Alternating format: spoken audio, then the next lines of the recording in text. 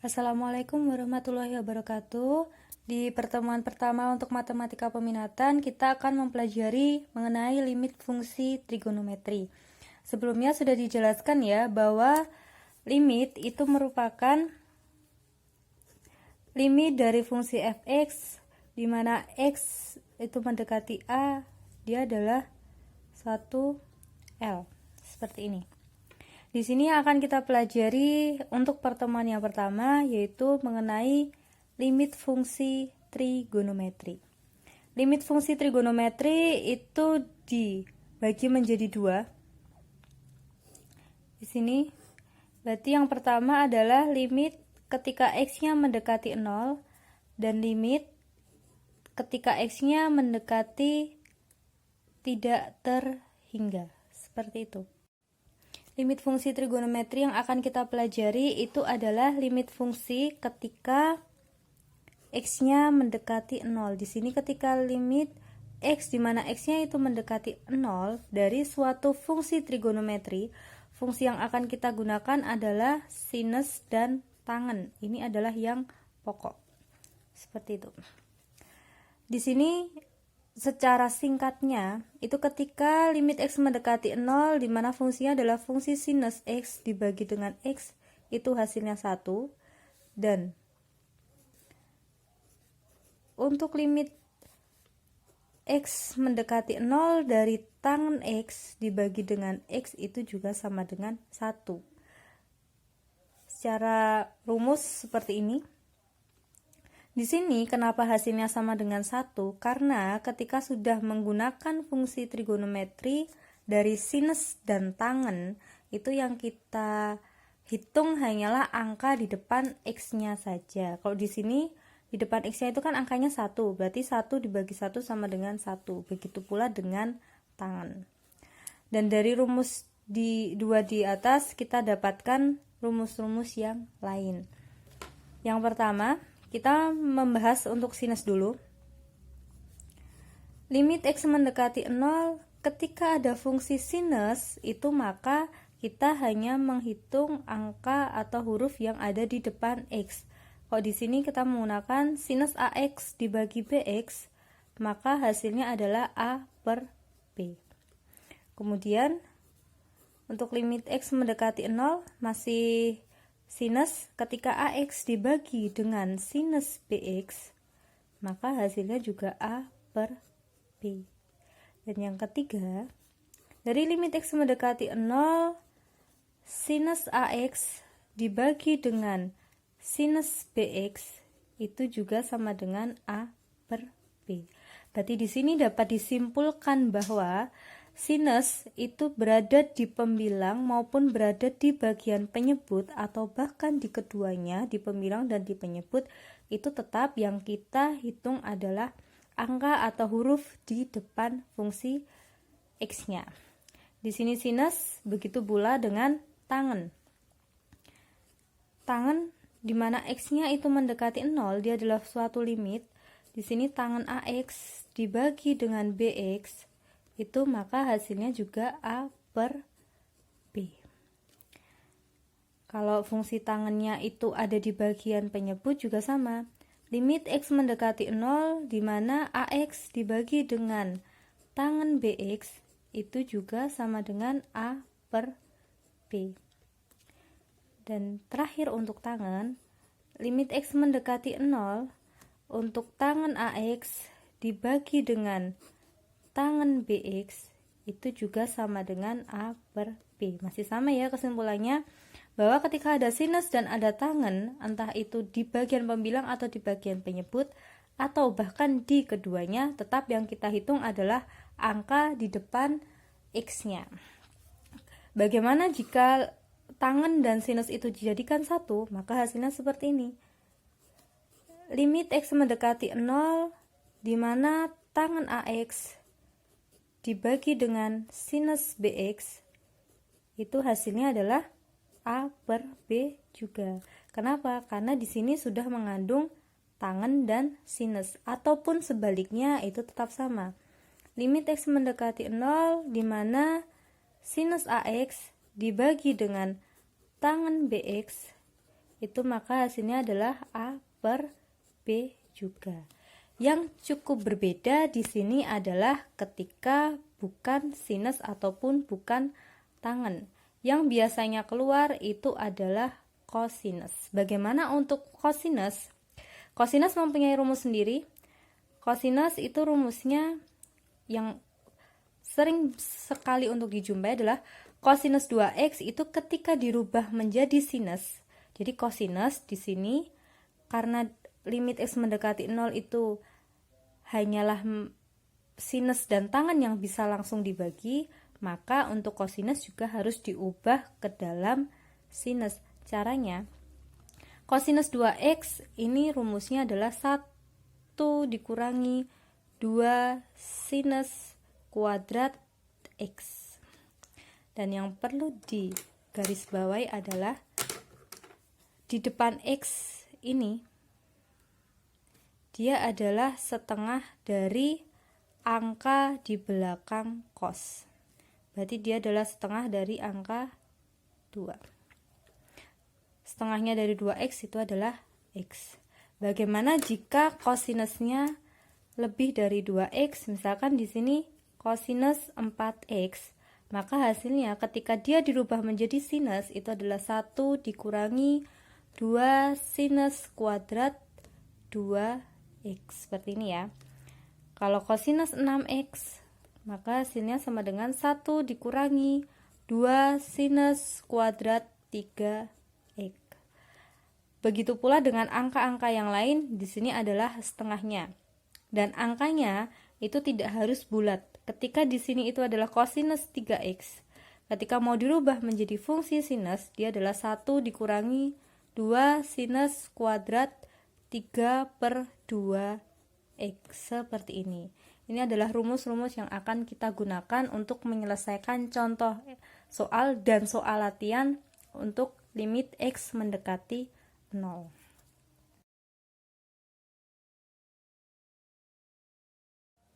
Selanjutnya adalah contoh soal. Di sini ketika tadi fungsinya sudah sinus ataupun tangen, di mana limit x untuk x-nya mendekati 0, maka yang kita hitung itu adalah angka di depan x-nya. Berarti di sini kalau limit x mendekati 0 dari sinus 2x dibagi 3x, itu maka hasilnya adalah 2 per 3. Kita lihat aja angka di depan x-nya. Begitu pula dengan contoh yang nomor 2, limit x mendekati 0 untuk fungsinya sinus 2x dibagi tangen 7x itu adalah 2 per 7, karena di sini sudah sinus dan sudah tangen. Untuk contoh yang nomor 3, di sini merupakan hasil perkalian dari suatu fungsi. Yang perlu kita tahu bahwa kita bisa membagi itu jika dia hanya berdiri sendiri seperti ini. Ketika dia masih merupakan hasil perkalian ataupun hasil dari penjumlahan, itu maka harus kita uraikan. Di sini berarti limit x mendekati 0 dari tangen 4x dikalikan tangen 5x dibagi dengan 2x kuadrat, ini berarti harus kita uraikan menjadi dua bagian karena ini perkalian antara tangen 4x dengan tangen 5x. Untuk yang bagian penyebut menyesuaikan. Berarti di sini limit x mendekati 0 untuk bagian yang pertama adalah tangen 4x. Untuk yang bagian kedua adalah limit x mendekati 0 dari tangen 5x. Untuk bagian penyebutnya 2x kuadrat ini kalau kita uraikan berarti depan menjadi 2x dan di sini menjadi x. Kalau sudah seperti ini dia kan sudah satu ya, dia sudah sendiri. Berarti tangan 4x dengan 2x dan tangan 5x dengan x. Berarti baru bisa kita bagi. Karena di sini fungsinya adalah tangan. Tangan 4x dibagi 2x di mana limit x untuk x yang mendekati 0, berarti di sini 4 per 2 dikalikan dengan limit x mendekati 0 suatu fungsi tangan 5x dibagi x itu adalah 5 per 1 atau sama dengan 20 per 2 atau di sini sama dengan 10. Seperti itu caranya. Untuk contoh selanjutnya, di sini limit dari suatu fungsi tangan 9x ditambah tangan 6x dibagi x, di mana x-nya mendekati 0. Kalau di sini itu bukan satu bentuk fungsi, atau di sini tangannya ada dua, dia merupakan satu penjumlahan ataupun perkalian, itu maka harus diuraikan terlebih dahulu.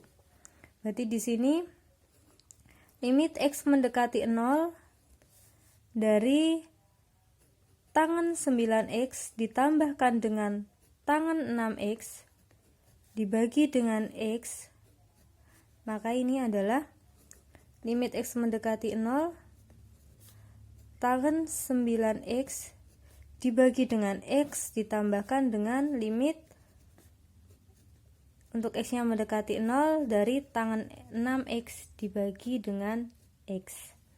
Di sini kalau penjumlahan itu maka penyebutnya sama, berarti x-nya ini bisa dituliskan di depan dan di belakang. Jadi intinya di sini untuk operasi penjumlahan maupun perkalian masih sama seperti operasi penjumlahan maupun perkalian pada operasi bilangan yang biasanya. Di sini limit dari fungsi tangan 9x dibagi x, di mana x-nya mendekati 0.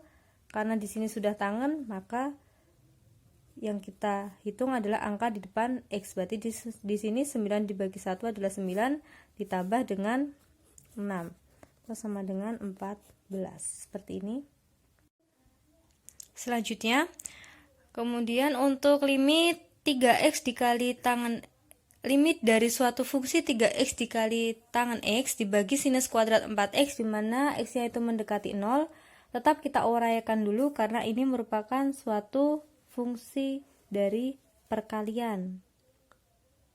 Berarti di sini kalau diuraikan, limit x mendekati 0, 3x dibagi dengan sinus 4x, sinus kuadrat 4x itu kalau diuraikan menjadi sinus 4x dikalikan sinus 4x ya. Nanti yang belakang limit x mendekati 0 untuk tangan x dibagi dengan sinus 4x. Kalau sudah seperti ini tinggal kita operasikan angka di depan x-nya. Berarti di yang depan limit dari suatu fungsi 3x dibagi sinus 4x, di mana x-nya mendekati 0 adalah 3/4 dikalikan dengan limit dari suatu fungsi tangan x dibagi sinus 4x itu adalah 1/4, atau di sini hasilnya adalah 3/16. Seperti itu. Masuk ke contoh soal yang menggunakan kosinus. Di sini limit untuk suatu fungsi 4x kuadrat dibagi 1 dikurangi kosinus kuadrat x. Yang perlu diingat, kosinus kuadrat x sama kosinus 2x itu adalah suatu fungsi yang berbeda, tolong jangan disamakan. Kalau kosinus kuadrat x ini didapatkan dari suatu rumus dalam identitas trigonometri, kita ketahui bahwa sinus kuadrat x ditambah kosinus kuadrat x itu sama dengan 1. Dan kalau kita uraikan lagi, sinus kuadrat x itu sama dengan 1 dikurangi kosinus kuadrat x. Ruas kanan menjadi 1 dikurangi kosinus kuadrat x karena positif kosinus kuadrat x di ruas kiri itu dipindah ke ruas kanan, yang tadinya positif berubah menjadi negatif. Bagaimana jikalau di ruas kanan itu hanya kosinus kuadrat x, maka ruas kirinya menjadi 1 dikurangi sinus kuadrat x, atau sinus kuadrat x di sini berubah ruas menjadi negatif ya. Seperti itu. Yang perlu diingat bahwa kosinus kuadrat x dan kosinus 2x itu berbeda. Kalau kosinus kuadrat x itu didapatkan dari sini rumusnya. Kalau kosinus 2x itu tadi yang dijadikan sinus, seperti itu. Berarti di sini mohon maaf agak ke bawah ya. Limit x mendekati 0 untuk 4x kuadrat dibagi 1 dikurangi kosinus kuadrat x. 1 dikurangi kosinus kuadrat x sendiri kalau di rumus yang sudah kita uraikan tadi menjadi suatu sinus ya. Karena sinus kuadrat x itu sama dengan 1 dikurangi kosinus kuadrat x, maka di sini 1 dikurangi kosinus kuadrat x kita ubah menjadi sinus kuadrat X. Berarti di sini fungsinya menjadi 4X kuadrat dibagi sinus kuadrat X. Kalau sudah seperti ini baru bisa kita uraikan karena ini sudah sinus ya. Berarti dari limit X mendekati 0 untuk fungsinya kita uraikan menjadi 4X dibagi dengan sinus X. Sinus kuadrat X kalau diuraikan itu menjadi sinus X ya. Berarti di sini 4X kuadrat, karena di depan kita sudah menuliskan 4X, maka di belakang kita menuliskan X. Dan di sini sinus kuadrat X kalau kita uraikan menjadi sinus X dikalikan dengan sinus X. Baru setelah ini baru kita hitung biasa. Limit X mendekati 0 dari suatu fungsi 4X dibagi sinus X itu adalah 4 dikalikan X dibagi sinus X itu adalah 1 atau hasilnya adalah 4. Seperti itu. Untuk contoh selanjutnya nomor 7. Mohon maaf tadi nomornya Ibu ubah ya untuk yang nomor 5 dan nomor 6. Di sini limit X mendekati 0 dari suatu fungsi 4 dikurangi 4 kosinus kuadrat X dibagi X dikalikan sinus 2X. Di sini karena 4 dikurangi 4 kosinus kuadrat X, ini kalau kita uraikan terlalu susah, maka 4-nya kita tuliskan 1 kali saja atau istilahnya dikeluarkan. Berarti di sini 4 dikeluarkan, di dalam tanda kurung tinggal 1 dikurangi kosinus kuadrat X dibagi dengan X dikalikan sinus 2X. Itu ya. Berarti di sini limit X mendekati 0, 4 dikalikan 1 dikurangi kosinus kuadrat X. Tadi 1 dikurangi kosinus kuadrat X itu adalah sinus kuadrat X dibagi dengan X dikalikan sinus 2X. Karena sudah sama-sama sinus, maka tinggal kita uraikan saja. Berarti di sini limit X mendekati 0 untuk yang depan 4 dikalikan sinus X dibagi dengan X. Kalau yang belakang uraiannya menjadi limit X mendekati 0 sinus X dibagi dengan sinus 2X. Ini merupakan hasil perkalian ya. 4 sinus X dikalikan sinus X itu adalah 4 sinus kuadrat X, dan X dikalikan sinus 2X itu adalah X sinus 2X. Kalau sudah seperti ini tinggal kita hitung saja seperti biasa. Kalau sudah fungsi sinus berarti ini 4 dikalikan 1, 4 dikalikan lagi sinus X dibagi sinus 2X adalah 1/2 atau hasilnya sama dengan 2. Untuk contoh selanjutnya nomor 8.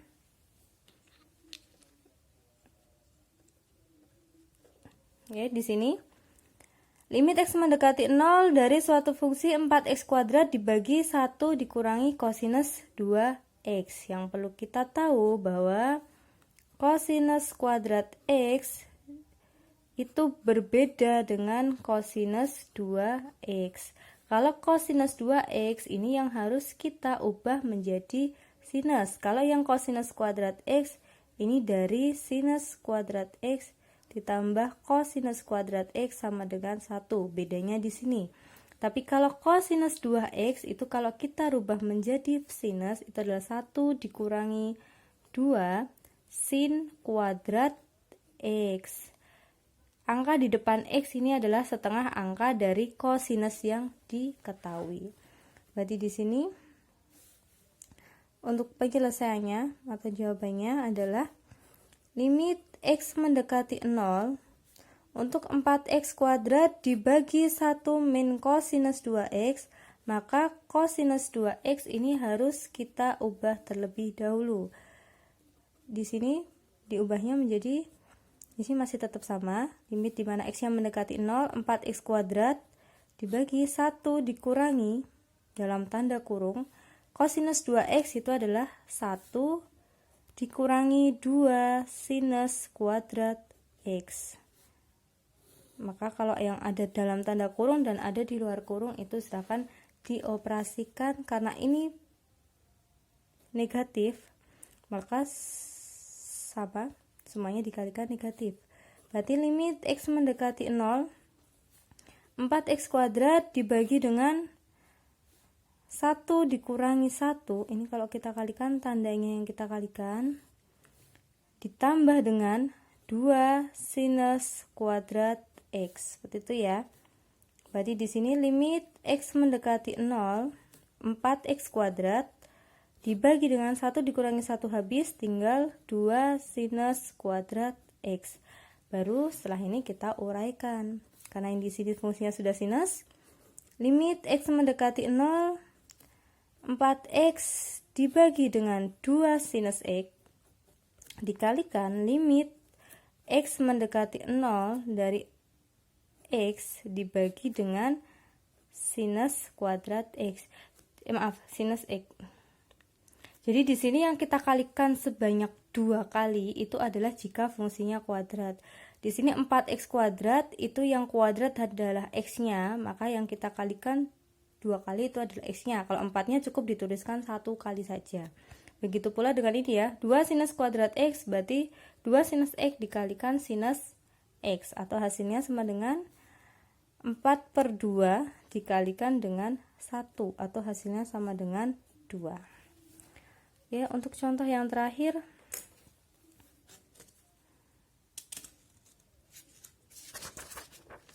nomor 9. Di sini limit X mendekati 0 dari kosinus 4X dikurangi 1 dibagi dengan X dikalikan tangen 2X. Berarti di sini kalau diubah, yang perlu kita ubah adalah yang bagian kosinus 4X. Kosinus 4X itu kalau kita rubah menjadi 1 dikurangi 2 sinus kuadrat 2X. Kenapa ini 2? Karena dia setengahnya dari 4. Seperti itu ya. Berarti kalau kita rubah menjadi limit X mendekati 0, kosinus 4X min 1 dibagi dengan X dikalikan tangen 2X. Ini adalah limit X mendekati 0. Kosinus 4X sendiri adalah 1 dikurangi 2 sinus kuadrat 2X dikurangi lagi dengan 1 dibagi X dikalikan tangen 2X. Tinggal kita hitung limit X mendekati 0, 1, ini tanda kurungnya kita hilangkan saja, berarti 1 dikurangi 2 sinus kuadrat 2X dikurangi 1, atau hasilnya sama dengan, limitnya masih dituliskan, 1 dikurangi 1 habis. Di sini tinggal negatif 2 sinus kuadrat 2X dibagi X tangen 2X, atau hasilnya sama dengan limit X mendekati 0, negatif 2 dikalikan sinus 2X dibagi dengan X dikalikan limit X mendekati 0 dari sinus 2X dibagi dengan tangen 2X, atau sama dengan negatif 2 dikalikan 2, di sini adalah negatif 4, dikali 2 dibagi 2 adalah 1, atau negatif 4 untuk hasilnya. Jadi contoh soalnya seperti itu. Silahkan selanjutnya dikerjakan soal latihannya, dan hitungannya silahkan ditulis di kertas dan hitungannya diupload lewat Google Classroom. Untuk selanjutnya, setelah kalian mengerjakan secara online, kalian bisa mendownload soal ini di folder di bawahnya, yaitu soalnya sama. Dari soal yang online itu bisa di-download di Word, itu bisa kalian gunakan untuk belajar atau untuk mengulang materinya. Seperti itu. Terima kasih. Wassalamualaikum warahmatullahi wabarakatuh.